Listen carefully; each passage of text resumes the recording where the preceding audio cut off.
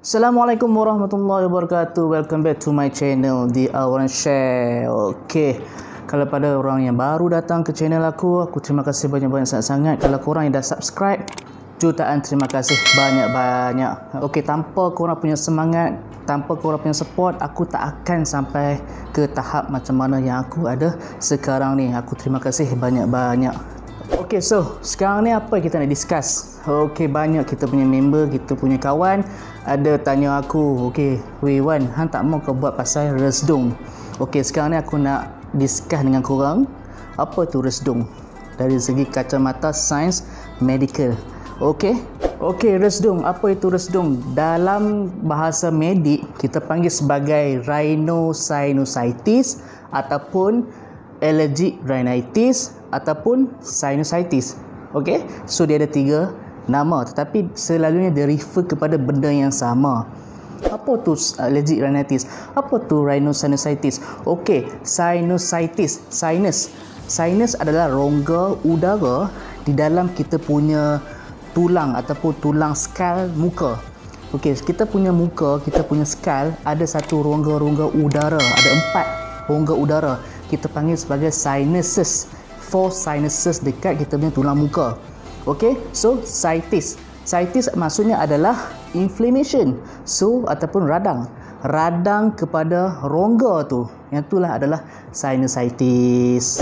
Mari kita tengok secara anatomi, kita belajar anatomi Okay, anatomi sinus tu apa dia? Kita dalam muka kita ada 4 jenis sinus utama, 4 jenis. Satu adalah frontal sinus. Frontal sinus ni dekat sini. Kita punya muka sini.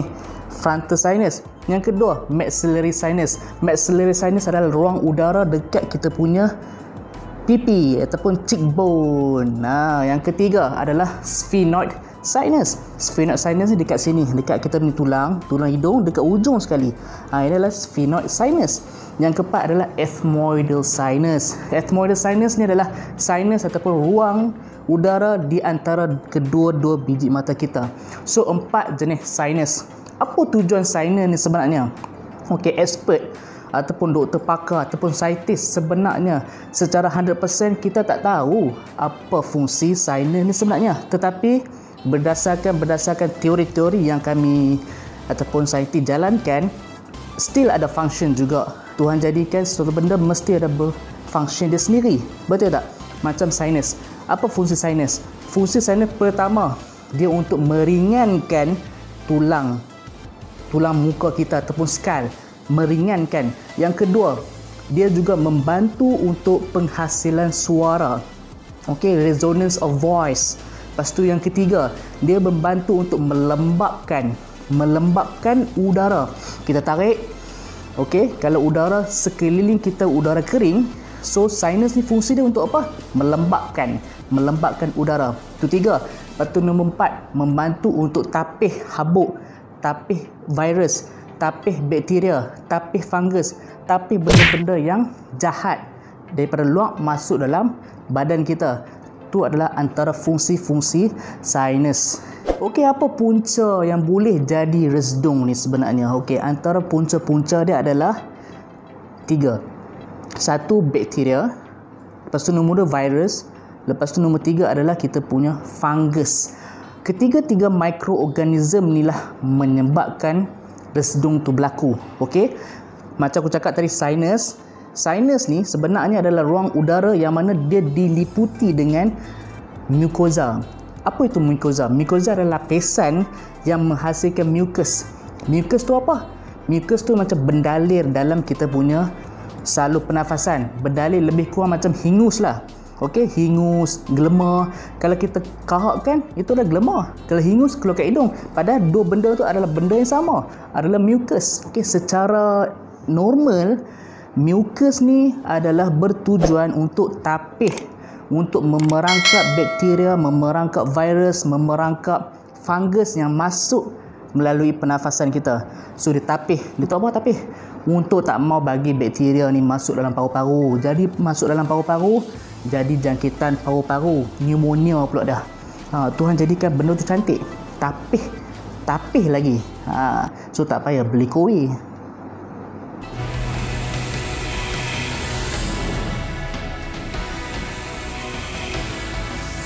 gurau je. Tapi bila terlalu kerap sangat kita terdedah dengan suasana kotor, suasana virus, suasana bakteria, tu yang menyebabkan resdung tu. Terlalu banyak sangat bakteria yang masuk kita punya kawasan sinus tu, dia akan menyebabkan lapisan mucosa menjadi radang, menjadi inflame. Bila jadi inflame, tu yang menyebabkan lebih banyak apa? Lebih banyak mucus yang dihasilkan. Kenapa mucus banyak dihasilkan? Satu, histamin. Histamin adalah satu chemical yang dihasilkan naturally dalam badan kita. Sel apa yang menghasilkan histamin ni? Kita punya immune system kita sendiri yang hasilkan histamin ni. Immune system kita sendiri yang hasilkan histamin ni. Apa immune system jenis apa? Basophil sel satu, lepas tu mast cell satu. Dua jenis sel ni adalah kita punya tentera dalam badan untuk melawan virus. Tetapi bila banyak sangat terdedah dengan virus, terdedah dengan bakteria, terdedah dengan fungus, so kita punya tentera ni jadi gelong, jadi pening. Bila jadi pening, tu dihasilkan banyak histamin. Dihasilkan banyak histamin.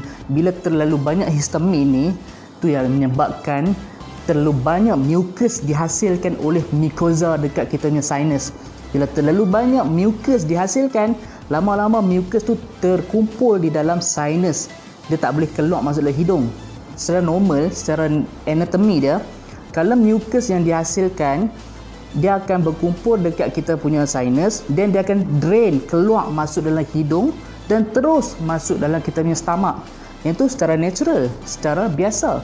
Tapi bila jadi keradangan sinus, so mucus yang dihasilkan terlalu banyak menyebabkan blok dekat kawasan situ. Bila blok, mucus dalam sinus tak boleh masuk dalam hidung, tak boleh masuk dalam kita punya stomach. So apa jadi?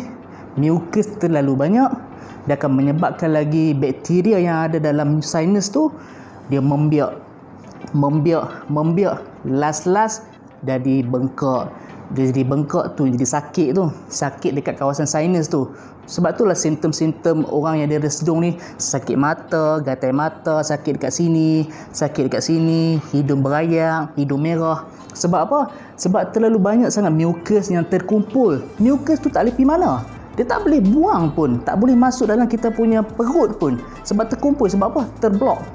Blok disebabkan keradangan yang berlaku. Sebab itulah jadi resdung tu. Okey, korang kena ingat, mucus ni ada makanan untuk bakteria. Okey, macam kita lah.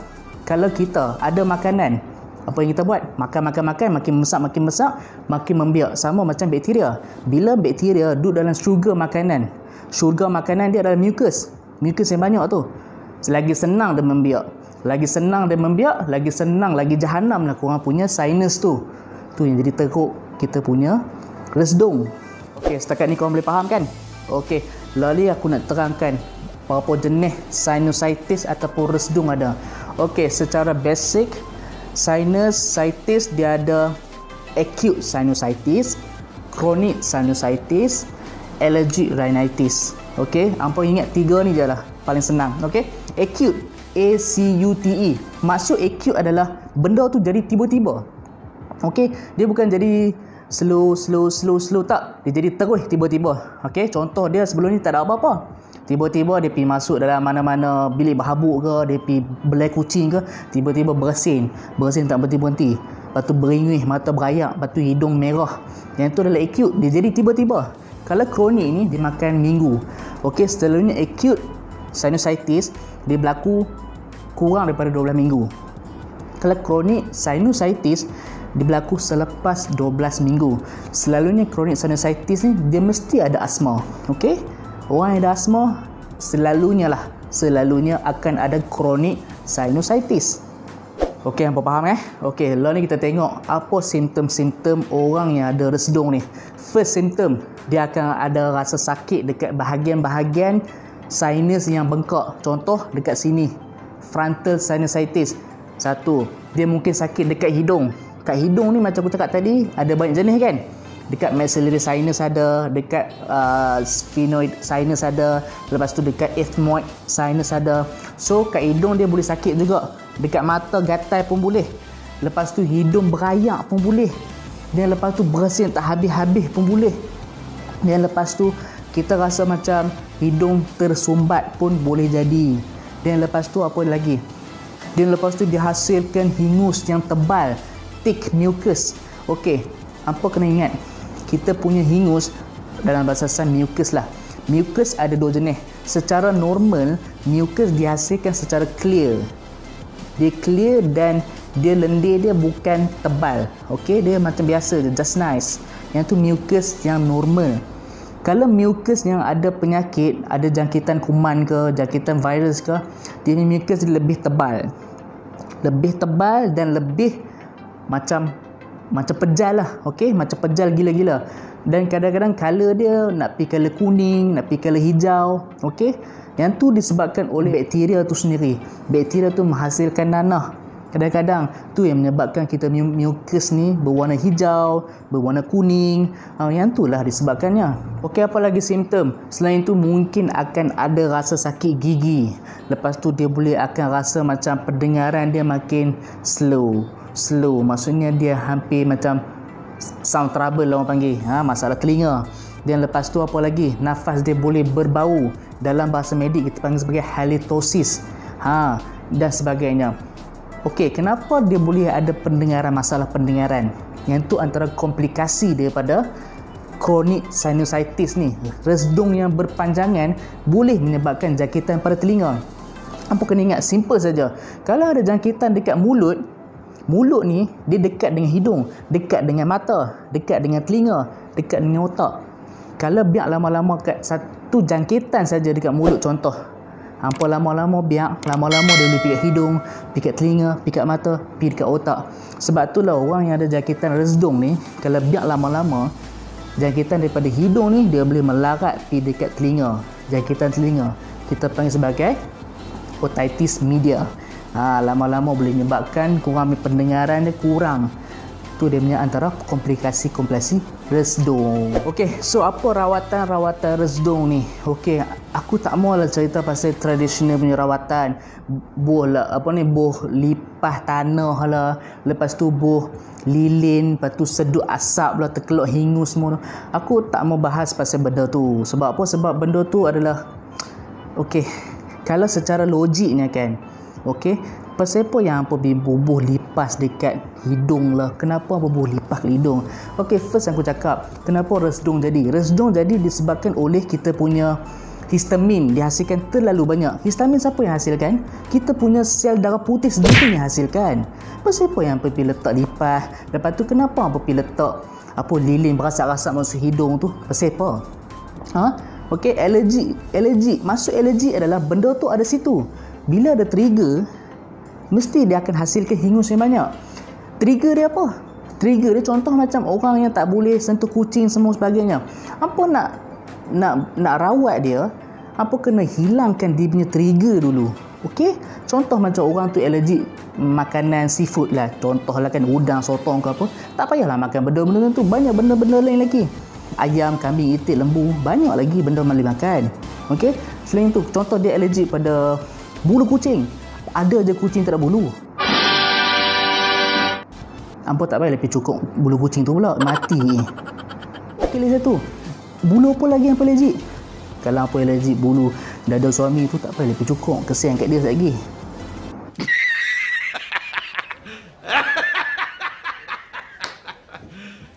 You serious? Lagi alergi kepada apa lagi? Okey, contoh macam alergi bilik-bilik yang berdebu. Rajin-rajin lah pergi kemas. Betul tak?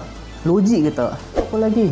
Kalau hampa alergi pada sesuatu benda, hampa elak daripada alergi tu, insya-Allah tak ada lah resdung-resdung ni. Tak berlaku resdung-resdung ni. Tak payahlah pergi ambil lipas lah, pergi bubuh ketenyih kat hidung ke apa. Lepas tu pergi bulilin, tak payah. Okey? Kalau alergi, masalah darah, benda ni sampai bila-bila jadi. Apa kena ingat tu? Serius aku cakap. Dia ubat macam aku cakap, macam kecil manis. Bila apa jadi kecil manis, apa kena makan ubat berpanjangan sampai bila-bila. Sama macam alergi resdung ni. Resdung boleh dikawal tapi tak boleh sembuh sampai bila-bila. Kalau ada trigger factor, selagi itulah ada masalah dia. Senang je nak kawal. Macam aku cakap tadi, elokkan trigger factor, settle, tak ada masalah. Ada juga ubat doktor. Okey, antara ubat doktor yang selalu doktor akan bagi kalau hampa pergi doktor mana-mana, doktor pakar. Selalunya doktor pakar yang merawat dia adalah doktor pakar telinga, rengkung dengan hidung. Okey, ear, nose and throat specialist. Okey, doktor konsultan ni lah. Doktor ni yang merawat, doktor ni lah yang membincangkan kes dan sebagainya. So, ini doktor akan bagi, okey, contoh doktor akan bagi antihistamin. Ialah resdung. Resdung disebabkan overproductions of histamine. So, doktor bagilah antihistamin. Okey, ubat antihistamin ada dua jenis. First generation dengan second generation antihistamin. Okey, apa yang membezakan first generation dengan second generation? First generation adalah ubat lama, second generation adalah ubat baru. Selalunya first generation ni boleh menyebabkan mengantuk. Kalau second generation ni selalunya kurang menyebabkan mengantuk. So kalau hampa ada resdung, kalau doktor bagi ubat yang first generation ni, tak payahlah gatal pergi ambil waktu tengah hari, waktu tengah nak drive balik kampung ke apa pergi bubuh yang tu, sekali lagi tidur terus sekali lagi. First generation antihistamin ni contoh macam Piriton. Okey, Piriton nama lain dia adalah chlorpheniramine. Kalau second generation contoh macam cetirizine, loratadine dan sebagainya. Ada setengah doktor akan bagi antibiotik. Kan aku cakap tadi, bergantung kepada punca kenapa resdung terjadi. Kalau punca disebabkan oleh bakteria, doktor akan bagi antibiotik. Logik tak? Kalau hampa tak ada bakteria, okey, logik tak doktor nak bagi antibiotik? Buang duit je. Dan dah buang duit, boleh menyebabkan antibiotik resistant. Lagi jahanam dah susah nanti nak rawat penyakit hampa nanti.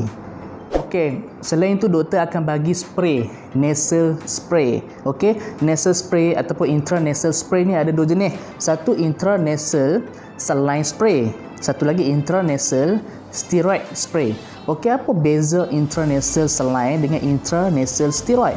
Kalau intranasal saline ni untuk apa? Untuk melembabkan kawasan hidung. Macam aku cakap tadi, okey, resdung boleh juga trigger disebabkan oleh suasana udara persekitaran yang kering. Betul tak? So, intranasal saline ni untuk humidify, untuk melembabkan udara. Bila melembabkan udara, dia akan mengurangkan bengkak lah dekat sinus tu. Itu intranasal saline spray. Kalau intranasal corticosteroid spray pula, steroid dia, tujuan steroid adalah untuk mengurangkan keradangan. Okey, so resdung kan disebabkan keradangan dekat sinus. So bila guna steroid, kuranglah radang. Bila kurang radang, kuranglah simptom. Betul tak? Make sense. Ubat yang ketiga, doktor akan bagi nasal decongestant. Okey, nasal decongestant ni tujuan untuk apa? Untuk mengecutkan darah, salur darah dalam hidung. Salur darah dari hidung. Kalau keradangan berlaku disebabkan oleh pengembangan salur darah, kembang, salur darah jadi kembang. Okey, jadi bengkak, jadi kembang. Bila kembang tu yang jadi bengkak tu. So, tujuan intranasal decongestant untuk kecutkan salur darah. So, kuranglah kembang ataupun keradangan. Lain-lain lagi, okey. Banyak lagi benda korang yang boleh buat. Contoh kalau udara kering, hampa letaklah humidifier. Contoh tu kowe ada humidifier, kuku ada humidifier. Banyak dah jenama yang aku cakap ni. Ataupun benda yang bulu-bulu warna-warni yang berwangi tu kan, yang macam ada ayak bawah tu. Yang tu pun sedap juga. Sedap je bu. Tidur lena. Korang fahamkan secara basic lah apa tu resdung, macam mana resdung jadi, berapa jenis-jenis resdung, lepas tu apa simptom-simptom resdung, apa rawatan-rawatan resdung, lepas tu apa yang korang boleh buat untuk kawal trigger factor resdung. So aku harap korang faham lah. Okay, so terima kasih banyak-banyak sebab korang nonton video aku sampai habis, dan aku hargai sangat-sangat. Kalau korang rasa benda ni bermanfaat, share lah video aku supaya kawan-kawan kita kat luar sana boleh tahu, boleh dapat manfaat juga dengan video yang aku buat ni. So terima kasih banyak-banyak. Okay, Assalamualaikum warahmatullahi wabarakatuh. Bye.